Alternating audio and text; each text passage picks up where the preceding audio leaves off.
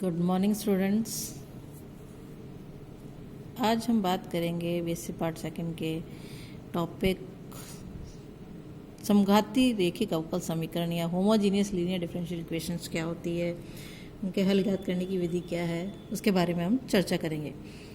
इससे पहले हम ले लेते हैं कि समघाती रेखिक अवकल समीकरण क्या होती है। एक अवकल समीकरण जिसका रूप यदि homogeneous linear differential equation with variable coefficient, it means coefficient जो है वो वेरिएबल हो,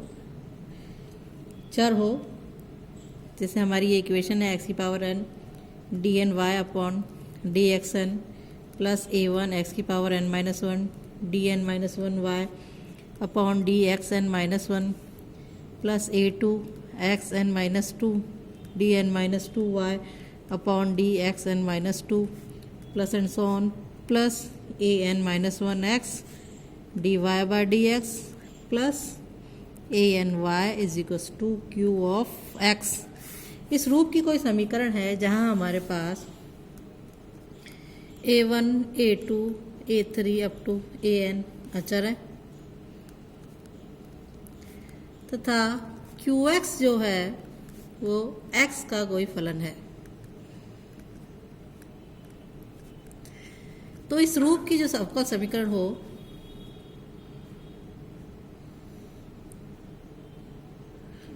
तो इस अवकल समीकरण को हम क्या बोलते हैं? समघाती रेखिक अवकल समीकरण को समघाती रेखिक अवकल समीकरण कहते हैं। तो इस टाइप की जो इक्वेशन होगी उसे हम कहेंगे homogeneous linear differential equation with variable coefficient. अब इसके हल ज्ञात करने की विधि है। अब ले लेते हैं हम हल ज्ञात करने की विधि।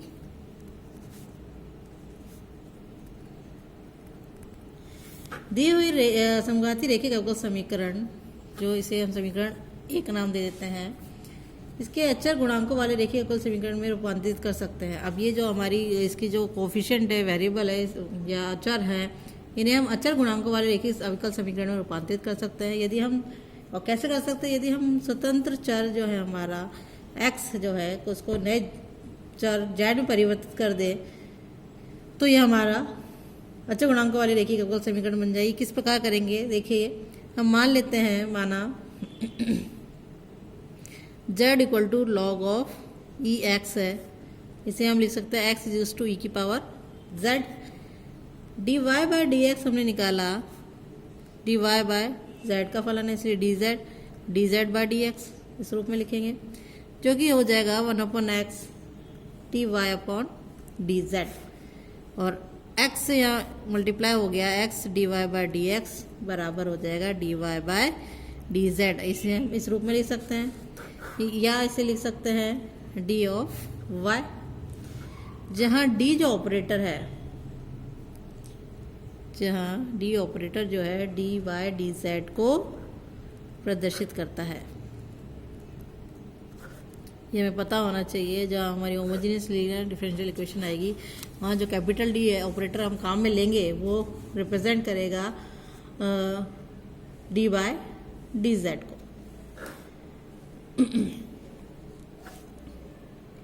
इसी प्रकार यदि हम d two y upon d x square निकालें, जो कि हो जाएगा d by d x d y by d x का, और ये है हमारे पास one upon x d y by d z, और इसका हमने डिफरेंशियल करा तो ये जाएगा one upon x d by d x into d y by d z minus of one upon x square d y by d z. और हमने इसे और सिंप्लीफाई कर लिया, one upon x d by d z d y by d z और d z by d x minus one upon x square d y by d z. तो ये इसमें से हमने इसकी वैल्यू रख दी, तो ये हो जाएगा one of x square common निकाल लिया, ये हो जाएगा d two y upon d z square minus d y by d z. ये बराबर हो जाएगा d two y upon d x square के। तो हम इसे से एक्स स्क्वायर यहाँ मल्टीप्लाई कर दिया तो d2y upon d x square जो है वो बराबर हो जाएगा d2 upon d z square minus d by d z into y. या हम इसे लिखें x square d2y upon d x square बराबर हो जाएगा d2 minus d of y के, या d कॉमन निकाली तो d माइनस 1 ऑफ वाई के। ये हमारा हो जाएगा d2y bye d x square. अब हमने निकाला d3y upon d x cube, ये हो जाएगा d by d x of d2y upon d x square के, और इसे हम इसकी वैल्यू रख दी यहाँ पर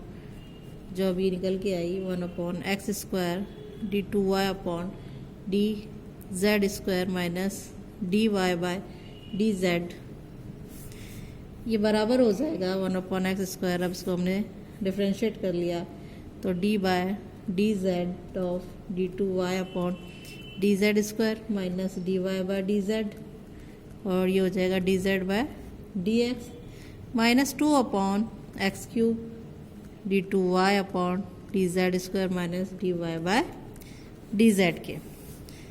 और सिंप्लीफाई कर लिया तो ये हो जाएगा 1 upon x cube d by d Z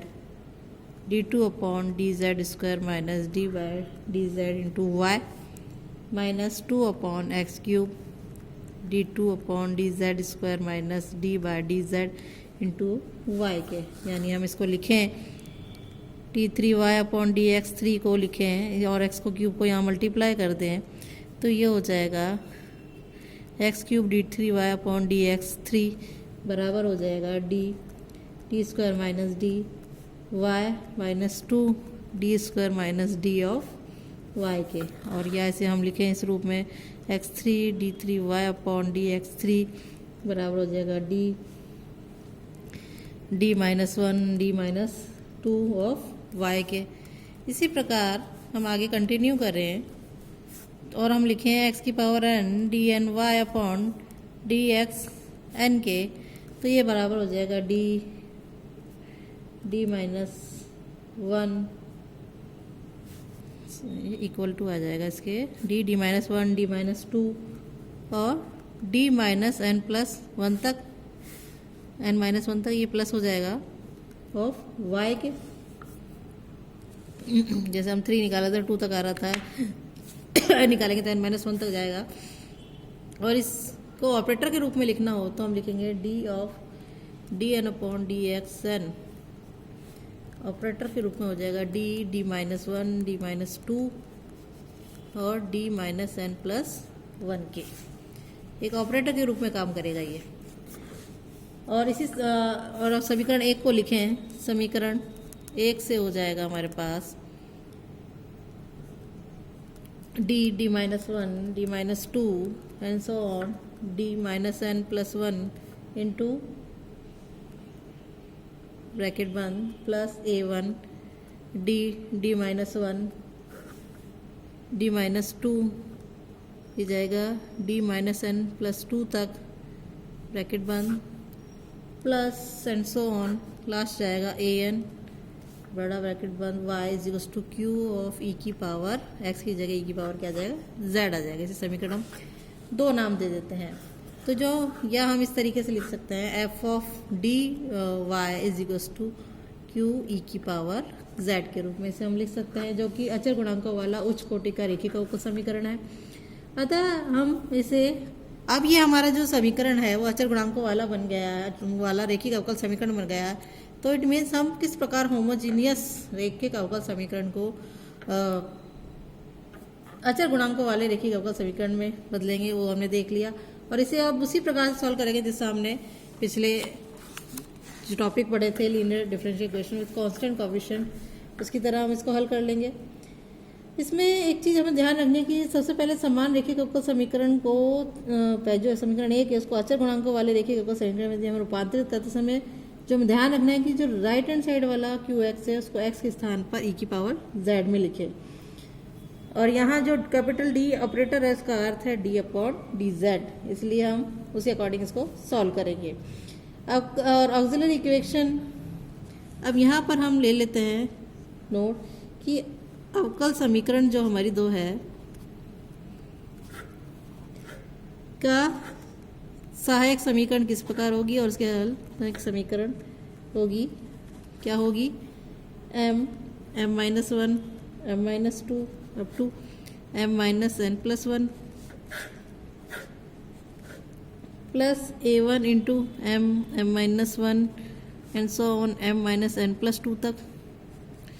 इसी प्रकार plus a2 m-1 m-n+3 plus and so on plus an बराबर 0 होगी। और इसमें जब हम मूल ज्ञात करेंगे, यदि समीकरण एक के मूल जो है भिन्न भिन्न है, वास्तविक है और भिन्न भिन्न है, m1 m2 up to mn है, तो हमारा जो CF हो जाएगा वो हो जाएगा C1 e to the power m1z plus C2 e to the power m2z plus and so on plus Cn e to the power mnz, या हम इसे लिखें C1 x की power m1 plus C2 x की power m2 and so on Cn x की power mn। इस तरीके से होगा जब हमारे मूल भिन्न भिन्न है। नेक्स्ट हमारे मूल, यदि सेकंड कंडीशन है, यदि समीकरण एक के मूल हमारे m जो है m1 है कि r बार पुनरावृत्ति हो रही है, तो CF जो है वो हो जाएगा हमारे पास C1 plus C2z plus C3z² plus and so on plus CRz r-1 e to the power m1z हो जाएगा। तो या इसे हम इस तरीके से भी लिख लें C1 plus C2 log x plus C3 log x का होल स्क्वायर x रूप में लिखें plus and so on plus CR log of x की पावर r-1 ब्रैकेट बंद इंटू x की पावर m1। थर्ड कंडीशन है हमारी, यदि समीकरण एक के मूल जो हैं कॉम्प्लेक्स फॉर्म में है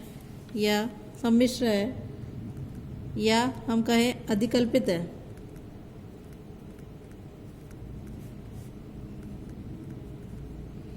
तो मान लीजिए मूल है alpha plus minus iota beta,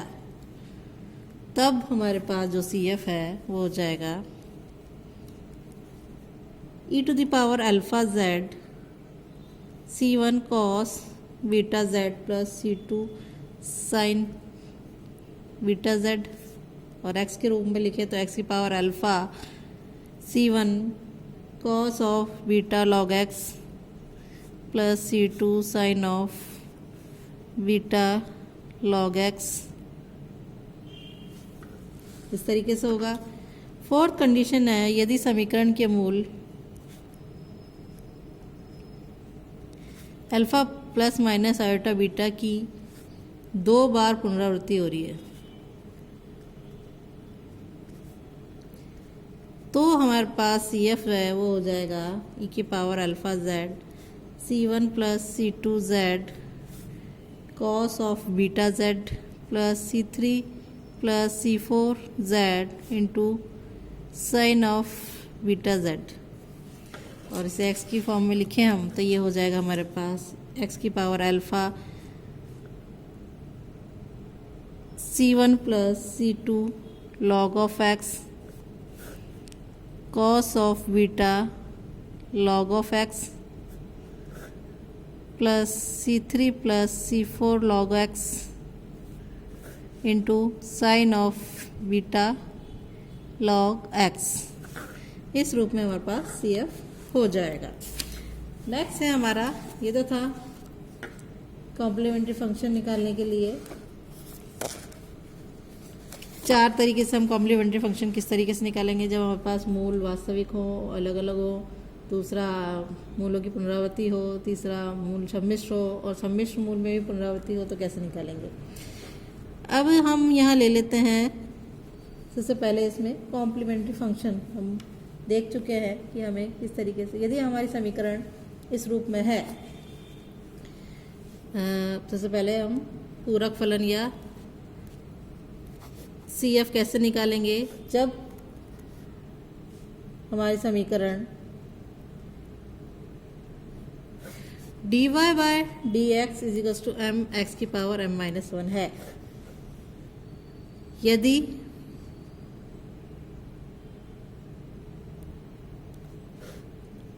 theta जो है वो निरूपित करता है x dy बाय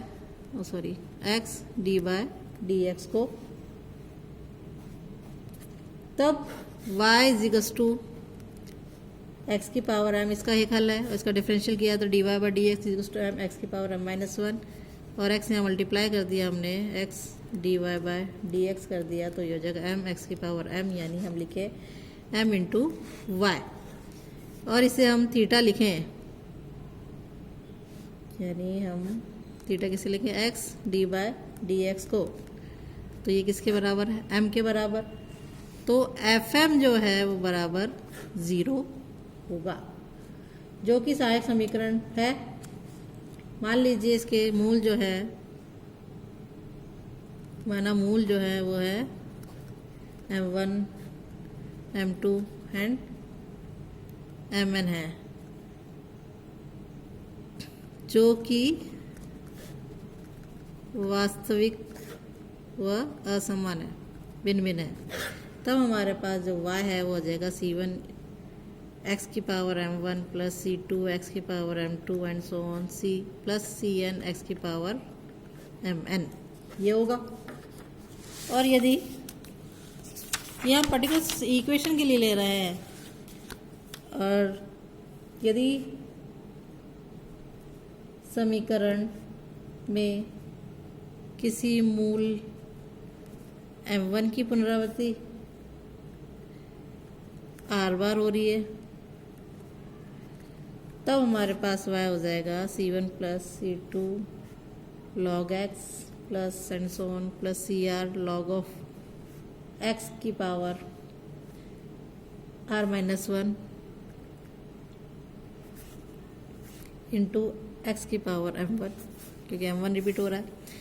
यदि समीकरण में काल्पनिक मूल युग्म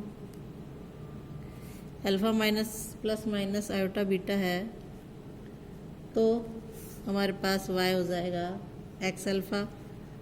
c1 cos beta log x plus c2 sin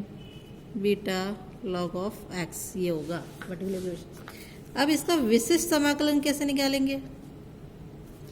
अभी तो हमने पढ़ा कि हमने कॉम्प्लीमेंट्री फंक्शन या पूरक फलन कैसे निकालना है। अब हम निकालेंगे विशिष्ट समाकलन। पहली कंडीशन हमारे पास फलन 1/f थीटा क्यू एक्स समीकरण का एक विशेष हल है। अब हमें पहली कंडीशन है विशिष्ट समाकल 1/थीटा minus alpha q of x का मान ज्ञात करना है। तब हम कैसे करेंगे, मान लेंगे, माना हमारे पास 1/थीटा minus alpha q of x is equals to हमने v मान लिया, तो theta minus alpha into v is equals to हमारे पास क्यू ऑफ एक्स हो जाएगा। अब इसका हमने थीटा की जगह लिख लिया x d v upon d x, operator काम में ले लिया, theta minus alpha v is equals to q of x. इसे हमने लिख लिया d v upon d x minus alpha upon x v is equals to 1/x q of x. ये हमारी लीनियर डिफरेंशियल इक्वेशन बन गई फर्स्ट ऑर्डर की। अब इसे हम सॉल्व करते हैं, सॉल्यूशन होता है v इंटू एक्स की power minus alpha is equals to integration of 1/x q of x into x की power minus alpha d x, ये होता है इसका सॉल्यूशन। और इसे हमने सॉल्व कर लिया v इंटू एक्स की power minus alpha is equals to integration of q of x और x की power minus alpha minus 1 into d x. तो 1/v की जगह हमने वैल्यू रखी theta minus alpha q of x जो है बराबर हो जाएगा x की power alpha integration of q of x और x की power minus alpha minus 1 into d x के, इसके बराबर हो जाएगा। और यदि एफ थीटा जो है थीटा माइनस अल्फ़ा 1 है, theta minus alpha 2 and so on theta minus alpha n है, तो जो 1/f थीटा है उसको हम आंशिक भिन्नों में तोड़ें तो 1/f थीटा जो है इंटू q ऑफ x जो है वो हमारा निकल जाएगा a upon theta minus alpha 1 plus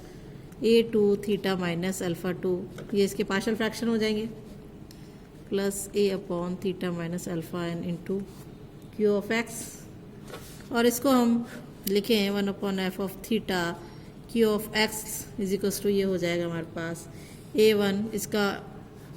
वैसे समाकल निकाल लिया integration of a into x की power alpha 1 into integration of q into x की power minus alpha 1 minus 1 d plus a2 x की power alpha 2 integration of q x की power minus alpha 2 minus 1 into d x and so on. आगे continue करें हमारे पास तो आ जाएगा an एक्स की power alpha n integration of q into x की power minus alpha n minus 1 into d x. इस तरीके से हमारा इसका विशिष्ट समाकलन निकलेगा। एक और यदि हम लें दूसरी कंडीशन की विशिष्ट समाकल 1/f ऑफ थीटा एक्स की पावर m का मान ज्ञात करना।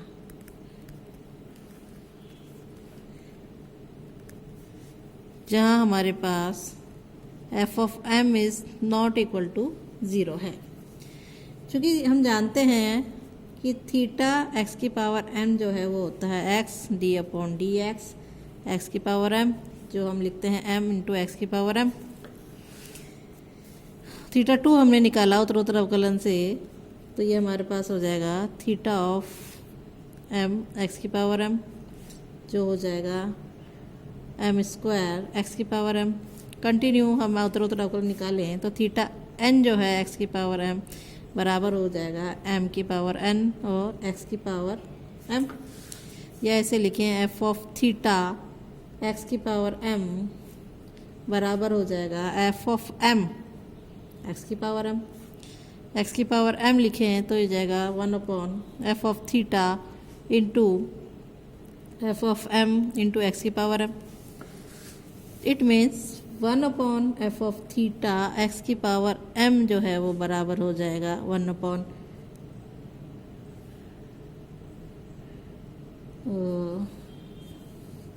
एक्स की power m upon f of m के, यही होगा। इसकी विशेष स्थिति है कि यदि हमारे पास ये तो था f of m is not equal to 0, यदि f of m equal to 0 है अर्थात m जो है f of theta equal to 0 का एक मूल है, तो मान लेंगे माना f ऑफ थीटा जो है वो theta minus m of phi of m, phi of theta है, जहाँ हमारे पास phi of m is not equal to 0 है। तो 1/f ऑफ थीटा x की पावर m बराबर हो जाएगा 1/ theta minus m phi of theta x की पावर m, जिसे हम लिखे 1/ theta minus m into x की power m upon phi m, ये लिखेंगे m हो जाएगा। तो ये हो जाएगा 1/ फाई ऑफ m बाहर आ जाएगा into 1/ theta minus m into x की पावर m। लेकिन हमारे पास 1/ theta minus m into x की पावर m जो है वो बराबर है एक्स की power m integration of x की power minus m minus 1 into x की power m into d x के, यानी x की पावर m ये हो जाएगा 1/x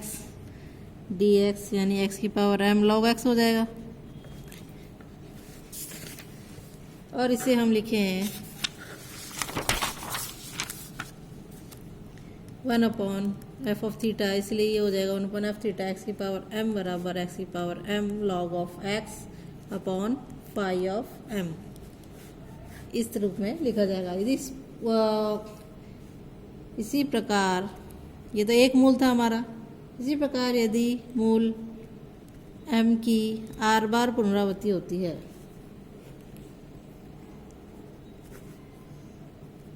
तो हमारे पास, माना हमारे पास f(θ) जो है बराबर है theta minus m raise to power r into psi of theta के, जहाँ हमारे पास शाई ऑफ थीटा जो है नॉट इक्वल टू 0 है, तब 1/f(θ) x की पावर m बराबर हो जाएगा x की पावर m अपॉन शाई of m into log of x की power r upon factorial r के। तो ये दो तरीके से हम इसे समीकरण निकाल सकते हैं। जब हमारे पास शाई बराबर 0 हो, fm बराबर 0 नॉट इक्वल टू 0 हो, तब हम कैसे निकालेंगे, और fm बराबर 0 हो तब हमारी दो स्थितियाँ कैसे होंगी, जब हमारा मूल एक मूल हो और हमारे पास मूल की r बार पुनरावृत्ति हो तो हम कैसे निकालेंगे। इससे रिलेटेड क्वेश्चन ले लेते हैं, जिससे हमारे और क्लियर हो जाएगा कि हमें किस तरीके से सॉल्व करना है। क्वेश्चन है हमारे पास,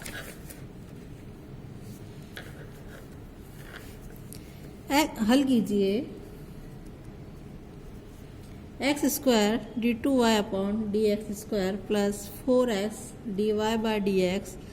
plus 2y equals to e की power s। Homogeneous linear differential equation जो है उसकी पहचान का तरीका यही है कि इसका जो कोफिशिएंट है वो चर रूप में है, यानी x रूप में है x का, तो ये कहलाएगी हमारी होमोजेनियस लीनियर डिफरेंशियल इक्वेशन और विथ वेरिएबल कोफिशिएंट। अब हमें इसे सॉल्व करना है। सॉल्व करने के लिए हम ले लेते हैं, हमने यहाँ इसे ऑपरेटर थीटा ऑपरेटर काम में लेंगे।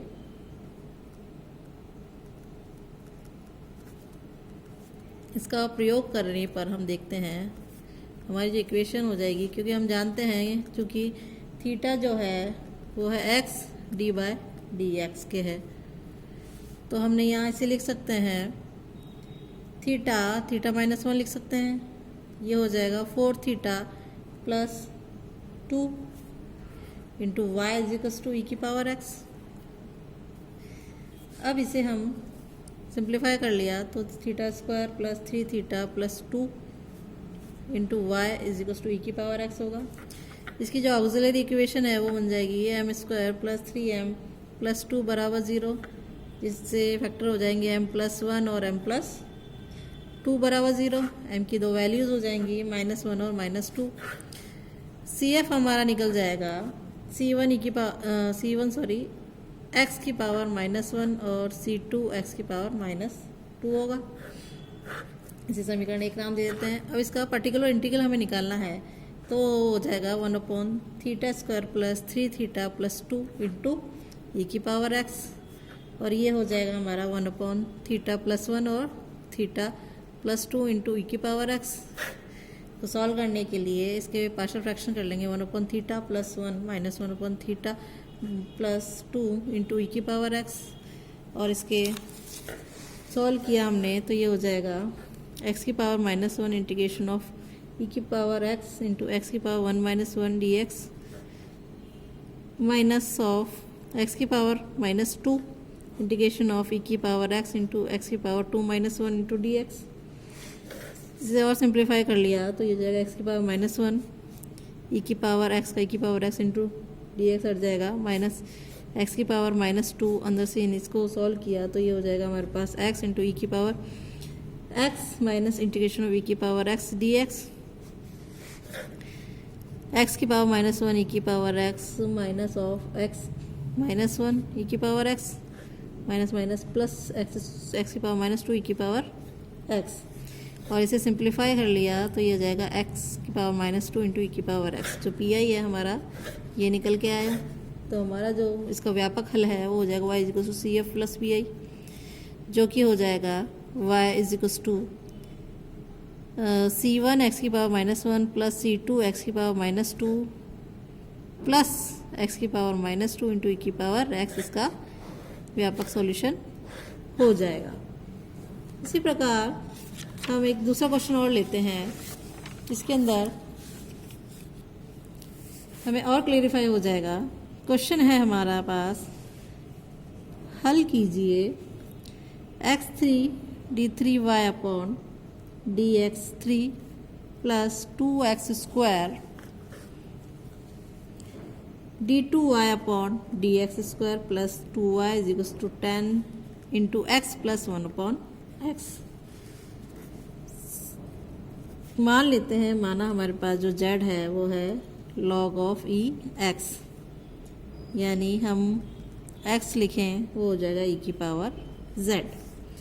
तो समीकरण हमारे पास हो जाएगा, ये हो जाएगा d -1 d -2 plus 2 into d -1 plus 2 into y is equals to y is equals to 10 into e की पावर z प्लस ई की पावर -z, जहाँ हमारे पास जो कैपिटल D है वो है d/dz के operator.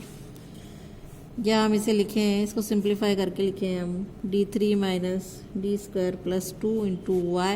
Is equals to 10 into e की पावर z प्लस ई की पावर माइनस ऑफ z। इसकी जो ऑक्सिलरी इक्वेशन है वो हमारे पास हो जाएगी m³ माइनस m² प्लस 2 बराबर 0। इसके फैक्टर कर लिए तो ये हो जाएगा m+1 और m² माइनस 2m प्लस 2 बराबर 0। m की जो वैल्यूज़ है वो आ जाएगी -1 और इससे हमारे